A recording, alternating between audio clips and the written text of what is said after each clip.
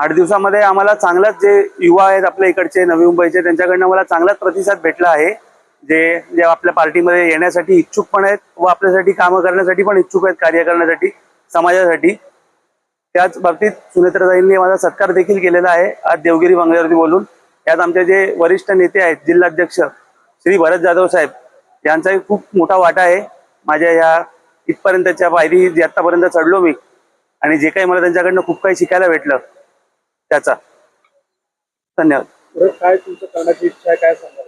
पुढे काय करण्याची इच्छा आहे, असंच सतत आपण जनतेसाठी झटत राहू आणि जे काही आपल्याला समाज हितासाठी व समाज कार्यासाठी जे काही चांगलं असेल, जेवढं जास्तीत जास्त जी संधी मला भेटेल त्याचं आपण चांगलं करून दाखवण्याची इच्छा आहे। पक्षासोबत जोडण्यासाठी कसं प्रवृत्त केलं जे सदस्य नवीन नोंदणी झालेली आहेत?